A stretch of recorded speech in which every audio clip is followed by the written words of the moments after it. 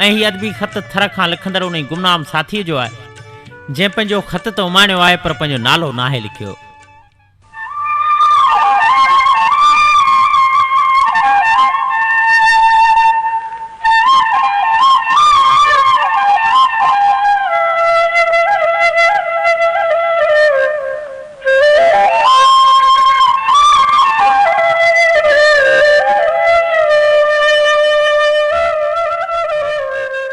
हा, वॾिन वेकिरिन भिटुनि में आबाद, वॾे ॻोठ जे विच में सिण सां सिंगारियल साॻियूं चौरो उहो ई पुराणो रेडियो, 92 जी साॻी फ्रीक्वेंसी, चंड जूं झातियूं, भिटुनि जूं छातियूं, चढ़नि जो आवाज़, प्रोग्राम सबरंग सांवल, सिलसिलो अंदर जा अहसास, अदा बशीर उढेजे जो आवाज़, प्रिय मुर्क जहिड़ियूं तहरीरूं, नए नींहं जहिड़ा नज़म, गज़ल, गीत, वायूं, बैत ऐं माज़ी यादि ॾियारींदड़ महबूब मौसीक़ी ॿुधंदे मूं मिटीअ जे माण्हू खे हिकिड़ो नंढो अदबी ख़त लिखण जो ख़्यालु वरी बि जाॻी पियो आहे। मयारी लफ़्ज़नि सां इस्लाही तनक़ीद कंदे खटियूं मिठियूं सिटूं सहेड़ियां थो, पोस्ट वारा पहुचाए ॾियनि त पढ़ी वठिजां।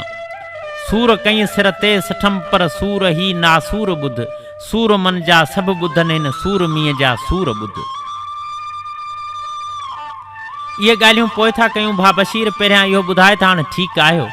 2 माह पहिरियां ॻोठ में ॻाल्हि पई हली त बशीर वीचारो बीमार आहे। राब्तनि जा वसीला ज़ाब्तनि में न हुअण करे तबियत जो पुछी कोन सघियसि। बाक़ी दिलि सां दुआ घुरंदे धणी दर इल्तिजा उॾारी हुयमि त या अलाह पंहिंजी कुदरत ऐं रहमत जे वास्ते लाड़ जे लियारनि जॾहिं असांजे भाउ बशीर खे सुठी सिहत ऐं तराज़ उमिरि अता फरमाए। का ख़ता तुंहिंजी ख़ता तोखे ख़ता ॾींदी वञे, तंहिं ख़ता खां थी ख़फ़ा छा लए ख़ता थींदी वञे। हलूं था प्रोग्राम जी भंजडाह मुंहिंजे न लिखण ऐं तुंहिंजे मयारुनि तरफ़।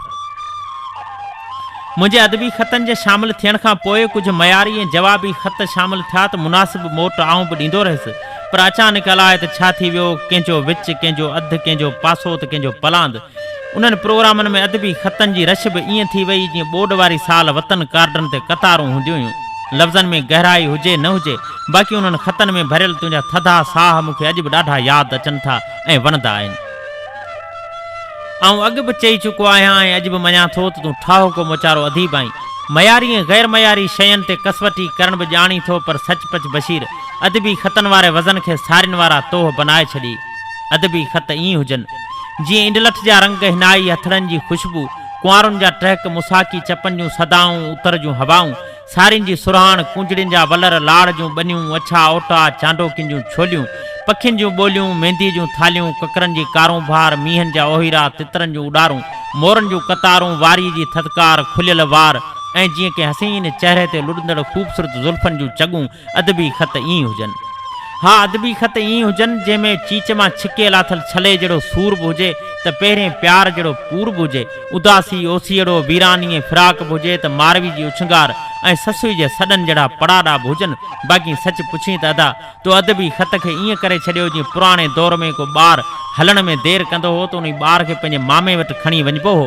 उहो मामू उन ॿार खे पेरनि में सगन जा ॾावण विझी पोइ वरी कतर सां कटींदो हो। माइटनि जो ज़हन मुतमिन थी वेंदो हो त हाणे ई ॿारु जल्दी हली वेंदो, पोइ छो न उहो मामू ख़ुदि टंगुनि खां मंडो हुजे।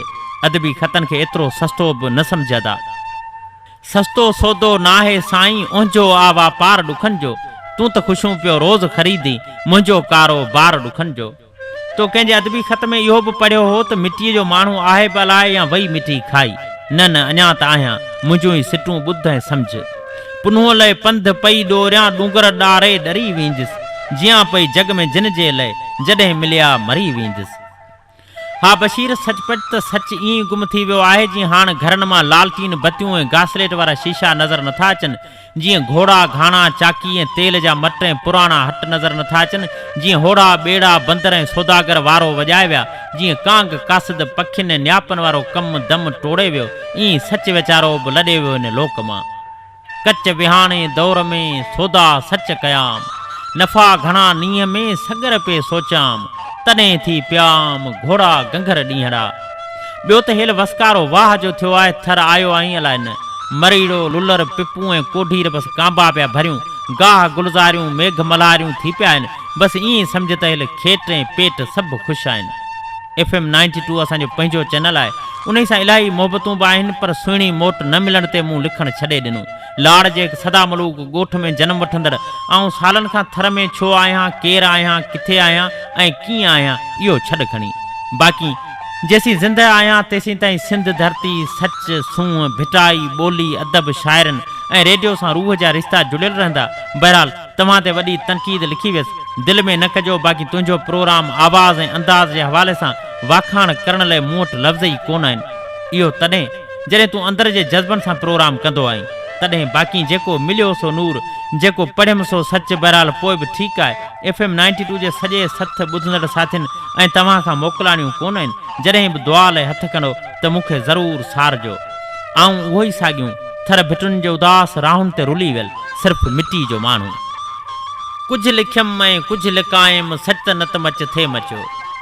कुझु लिखियमि ऐं कुझु लिकायमि, सच त न त मच थिए मचो। कंहिंजे सिर लाइ सिर विञायमि, सच त न त मच थिए मचो। लाड़ जा पट छो छॾियमि ऐं छो वसायमि थर वञी। घूर कंहिंजी घर छॾायमि, सच त न त मच थिए मचो। हुन उमाड़िया जे हुतां मूं ॾे मयारुनि लाइ के, कांग से वापसि उॾायमि, सच त न त मच थिए मचो। हू न थियो मुंहिंजो धणी पोइ बेधन्याणी थी वियसि। हू न थियो मुंहिंजो धणी पोइ बेधन्याणी थी वियसि। हथ ॿई पंहिंजा वधायमि, सच त न त मच थिए मचो।